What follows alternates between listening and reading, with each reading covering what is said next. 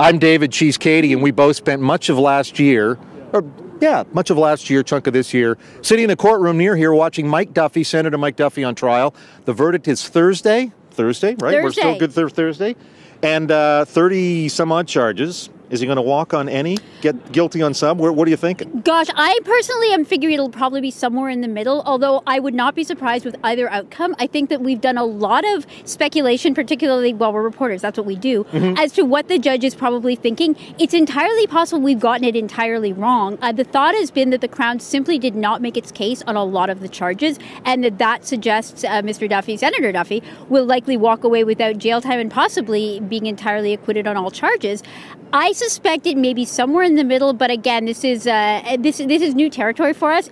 Either way, the decision that the judge comes down with, I think, is going to have an impact across the board, because it is going to affect the way the Senate kind of manages its rules and administration. It's going to be significant, even if it doesn't result in actual jail time. I think it's already been significant, the trial. We're already seeing changes in the Senate. Remember, there's three groups of charges, really. One group around his living expenses, one group around travel expenses, and another group called the Donahue set of expenses, in which Duffy's alleged of taking $65,000 from the Senate, giving it to a third party, a buddy of his, Gerald Donahue. Then Donahue shoveled it to people who otherwise the Senate wouldn't have been allowed to be a contractor for makeup and hairstyling.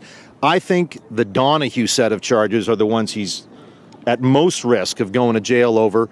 But on the other ones, all the Senate rules, it's as Duffy's lawyer said, there were no rules in the Senate, therefore Duffy couldn't break them. To be fair, there were numerous witnesses who did try to attest that, in fact, there were rules, and the senators understood what they are, and just because they weren't written down exactly saying you can't do this specific thing, that not necessarily means that you should be off scot-free. There's also the question of residency, which sort of wove through the trial like a silver thread. This is this notion of whether or not Senator Duffy was ever Binney, qualified though, when to he sit. did his thing, he said residency is not an issue. Just as he and Binney did the Senate expenses report. And I wonder if some things he had to say might show up in the judge's Entirely ruling on possible. Duffy. We'll find out on Thursday. Thursday morning, we're in court at 10 a.m. Eastern.